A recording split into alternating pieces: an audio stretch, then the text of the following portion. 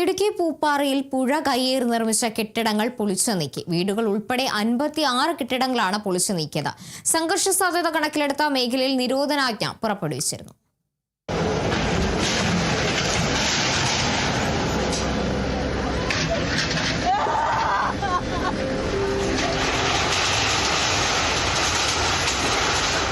പൂപ്പാറയിൽ പന്നിയാർപ്പുഴയുടെ തീരം കയ്യേറി നിർമ്മിച്ചിരുന്ന 88 കെട്ടിടങ്ങളാണ് പൊളിച്ചു നീക്കിയത്. ഇതിൽ 29 വീടുകളും 3 ആരാധനാലയങ്ങളുമുണ്ട്.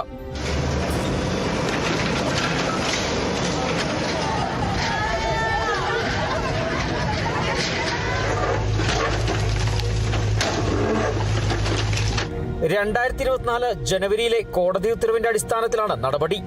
ഇത് ഒരു ജീവനോപാധി ഇല്ലാതെ ഒരു തുണ്ട് ഭൂമിയും കൂരയും ഇല്ലാത്തവരുടെ പ്രശ്നമല്ല. ഇവിടെയുള്ള മൾട്ടി സ്റ്റോറി ബിൽഡിംഗ് 3 നില കെട്ടിടങ്ങൾ വരെയുണ്ട്. നമ്മൾ തീരെ വേറെ ഒരു സ്ഥലത്തും ഒരു തുണ്ട് ഭൂമിയോ കൂരയോ ഇല്ലാത്തവരുടെ പുനരധിവാസം നമ്മുടെ ബാധ്യതയാണ്. അത് പഞ്ചായത്ത് അതിന് നടപടികൾ സ്വീകരിക്കുന്നുണ്ട്.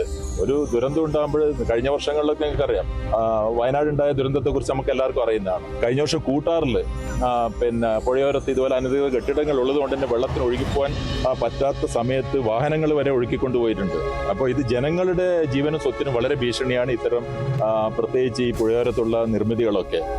ഒന്നാമത് കോടതികളുടെ കൃത്യമായ നിർദ്ദേശമുണ്ട്. അതിന്റെ സമയപരിധി അവസാനിച്ചതാണ്. അതുകൊണ്ട് ഇത് ഇത്രയും പെട്ടെന്ന് ഇത് പൂർത്തിയാക്കേണ്ടതാണ്.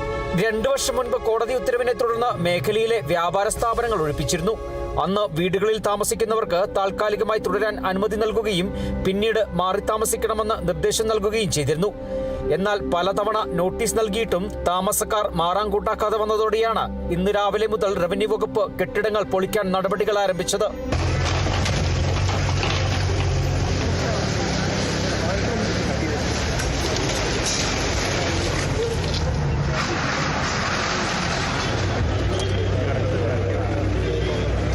സംഘർഷ സാധ്യത കണക്കിലെടുത്ത് മേഖലയിൽ നിരോധനാജ്ഞ പുറപ്പെടുവിച്ചിരുന്നു. ഇടുക്കി ജില്ലാ കളക്ടറുടെയും ദേവികുളം സബ് കളക്ടറുടെയും നേതൃത്വത്തിലായിരുന്നു റവന്യൂ സംഘം നടപടി സ്വീകരിച്ചത്. സുരക്ഷ കണക്കിലെടുത്ത് 500 അംഗ പോലീസ് സേനയും വിന്യസിച്ചിരുന്നു. പതിറ്റാണ്ടുകളായി താമസിച്ചിരുന്ന വീടുകൾ ഒരു നിമിഷം കൊണ്ട് ഇല്ലാതാകുന്നത് നോക്കി നിൽക്കാനേ പൂപ്പാറ നിവാസികൾക്ക് സാധിച്ചുള്ളൂ. ാണ് വെക്കണത്. എല്ലാരും രാജസ്ഥാനാണ് ഇത് കിടക്കണത് മൊത്തം. பச்ச மண்ணுகள்லாம் இப்படி கதறி கத்தி கண்ணீர் வடிக்கிற கண்ணீர் விடாது இந்த கவர்மெண்ட். எவ்வளவு துரோகம் செஞ்சுட்டாங்க. 60 வருஷமா வாழ்ந்த இடம் இது. ஒருத்தருக்கு வீடு இல்ல, வாசல் இல்ல. அதுக்கெல்லாம் எங்க போகும்? இப்ப தெருவுல பொருள் எல்லாம் அள்ளி போச்சு. இப்ப ரோட்ல தான் இருக்கு, எல்லாம் போச்சு. இந்த கவர்மெண்ட் என்னதான் செய்யுது? 60 കൊല്ലമായി ഇപ്പോഴും 3 തലമുറയായി 3 കുടുംബം പിള്ളേര് ഞങ്ങൾ മൊത്തമായിട്ട് ഇവിടെ ജീവിച്ചതാ. കടകൾക്കെങ്കിലും ഒരു 2-2.5 വർഷം അവകാശം കിട്ടിയായിരുന്നു. നമുക്ക് ഒരു അവകാശമില്ല.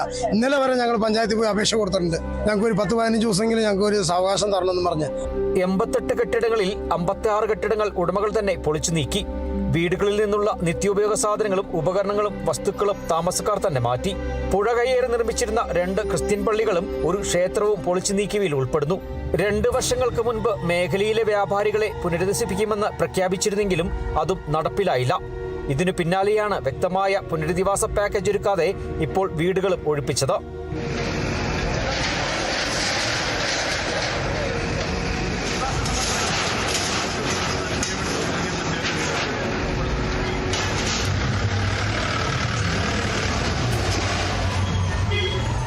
പന്നിയാർപ്പുഴയുടെ കയ്യേറ്റം ഒഴിപ്പിച്ചപ്പോൾ അതിൽ 29 കുടുംബങ്ങൾ. ഈ 29 കുടുംബങ്ങളിൽ സ്വന്തമായി വീടും ഭൂമിയും ഇല്ലാത്തവർ നിരവധി പേർ. ഇവരുടെ പുനരധിവാസം സംബന്ധിച്ചുള്ള ആശങ്കയാണ് നിലവിൽ ഉയരുന്നത്. Bineesh Antony, Kerala vision news, Idukki.